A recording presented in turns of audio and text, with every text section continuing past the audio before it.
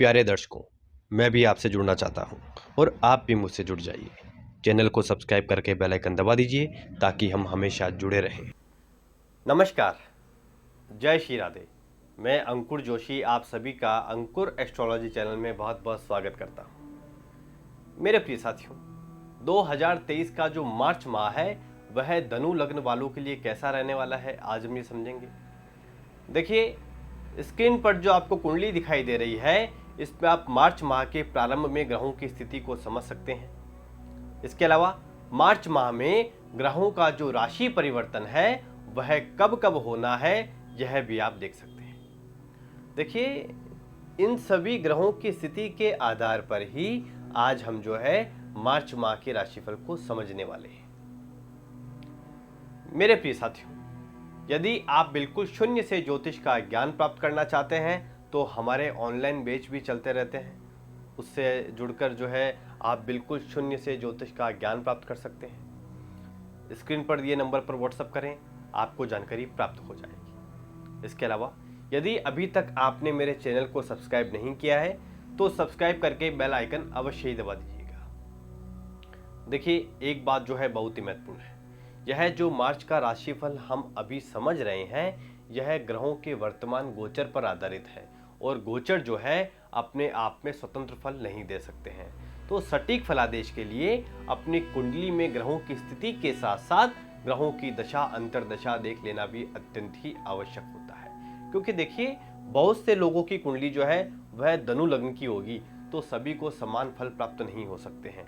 इसलिए अपनी कुंडली में ग्रहों की स्थिति के साथ साथ ग्रहों की दशा अंतर्दशा देख लेना भी अत्यंत ही आवश्यक होता है। तो आइए अब बिना विलंब किए यह समझते हैं कि धनु लग्न वालों के लिए मार्च का यह महीना कैसा रहने वाला है। मेरे प्रिय साथियों, देखिए, आपकी कुंडली के लग्नेश बृहस्पति देव है और वह चतुर्थ भाव में अपनी ही राशि में है, जो कि हंस नामक पंच महापुरुष राजयोग का निर्माण कर रहे हैं। तो यहाँ बृहस्पति की स्थिति व्यापारिक दृष्टिकोण से अच्छी है। अब देखिए, शुक्र भी अभी आपकी कुंडली के चतुर्थ भाव में है, तो यह उच्च के होकर बैठे हैं। तो यह भी यहाँ बैठ करके मालव्य नामक पंच महापुरुष राजयोग बना रहे हैं। यह यहाँ जो है 11 मार्च तक रहेंगे। देखिए, यदि आप कोई गाड़ी लेना चाह रहे हैं तो 11 मार्च तक का समय आपके फेवर में है। इसके अलावा आप अपने घर में यदि सुख सुविधाएं बढ़ाना चाह रहे हैं तो यह भी समय सकारात्मक है। इसके अलावा देखिए, बुध जो है वह चतुर्थ भाव में 16 मार्च से ही रहेंगे, तो यहाँ बुध का भी नीच भंग राजयोग बन रहा है। तो ऐसी स्थिति में व्यापारिक दृष्टिकोण से यह जो समय है यह आपके लिए अच्छा रहने वाला है, सकारात्मक समय है। यदि आप अपने व्यापार में कहीं कोई पैसा निवेश करना चाहते हैं तो कर सकते हैं, लेकिन फिर भी देखिए, किसी अंतिम निर्णय तक कुंडली विश्लेषण के बाद ही पहुंचा जा सकता है। मेरे प्रिय साथियों, इस मार्च माह में 3 विशेष राजयोग आपकी कुंडली के चतुर्थ भाव में बनेंगे। एक तो हंस राजयोग, दूसरा मालव्य राजयोग और तीसरा नीच भंग राजयोग। यानी आपका देखिए चतुर्थ भाव एक्टिव रहेगा और आप सुकून से रहना चाहेंगे, अपनी माँ के नजदीक रहेंगे। आप ऐसी कुछ वस्तुएं खरीद सकते हैं जो घर में सुख सुविधाओं को बढ़ाए। लेकिन देखिए, एक विशेष बात, यदि आप शेयर बाजार में पैसा निवेश करते हैं तो आपको सचेत हो जाना चाहिए। देखिए, आपकी कुंडली के पंचम भाव में राहु बैठा है, तो आप जल्दबाजी में किसी ऐसे शेयर में निवेश कर सकते हैं जिसमें आपका पैसा उलझ सकता है। इसलिए शेयर बाजार में पैसे लगाने से पहले अच्छे तरीके से सोच विचार कर लें और धैर्यपूर्वक काम करें। और यदि आपका मन कोई अचानक करने का करता है तो वह काम तुरंत ही बिल्कुल ना करें, पहले उस पर मनन कर लें, विचार कर लें और फिर वह काम करें। देखिए, व्यापारिक दृष्टिकोण से यह मार्च का महीना आपके लिए ठीक ही रहने वाला है, लेकिन शेयर बाजार वालों को संभल कर रहना है, यह मैं आपको बता चुका हूं। इसके अलावा देखिए, यदि आप प्रेम संबंधों में हैं तो आपका मन ऐसा कहेगा कि जो है इस तरह से विवाह किया जाए जिसकी इजाजत हमें हमारा परिवार और हमारा समाज नहीं देता है। आपका मन ऐसा कहेगा। तो देखिए राहु जो है, राहु किसी नियम को नहीं मानता है और शुक्र भी 12 मार्च को आपकी कुंडली के पंचम भाव में प्रवेश करेंगे जहां पहले से ही राहु उपस्थित है। तो यह जो है यहाँ 6 अप्रैल तक रहेंगे। और अब देखिए शुक्र और राहु की युति पंचम भाव में होगी। पंचम भाव प्रेम का भाव है और शुक्र भी प्रेम है और राहु किसी नियम को नहीं मानता। अब आप समझ जाइए। तो यहाँ पर कुछ ऐसी स्थिति बन सकती है कि आपका मन ये करेगा कि समाज के नियमों को तोड़कर या अपने परिवार के नियमों को तोड़कर विवाह कर लिया जाए।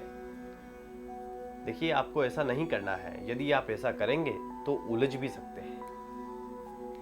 इसके अलावा यदि आप प्रेग्नेंट हैं या आपकी वाइफ यदि प्रेग्नेंट है तो इस मार्च माह में बहुत ही संभल कर आपको रहना है। लंबी दूरी की यात्रा करने से बचें। विशेष सावधानी रखने वाला यह महीना है, ख्याल रखें। विशेषकर 12 मार्च तक जो है आप विशेष ख्याल रखें। मेरे प्रिय साथियों, यदि आप विद्यार्थी हैं तो आपका मन पढ़ाई में लगेगा नहीं और फालतू की बातों में आप दिमाग लगाएंगे। इसके अलावा कुछ ऐसी स्थितियां भी बन सकती है कि आप अपनी पढ़ाई छोड़ दें। तो इन सब चीज़ों से बचने के लिए नियमित रूप से भोलेनाथ के मंदिर जाएं और जलाभिषेक करने का नियम बनाएं। दूध से अभिषेक करें और भोलेनाथ के मंदिर में जाकर साफ सफाई करें और ध्यान करें तो आप बहुत अच्छा महसूस करेंगे। देखिए यह जो स्थिति है विशेषकर पढ़ाई को लेकर, तो यह जो है 30 अक्टूबर तक रहने वाली है। मेरे प्रिय साथियों, यदि आपके संतान है तो उससे संबंधित चिंता आपको रह सकती है। आपके बच्चे की वजह से आप परेशान रहेंगे और समाधान कुछ आपको मिलेगा नहीं, जिससे तनाव की स्थिति रह सकती है।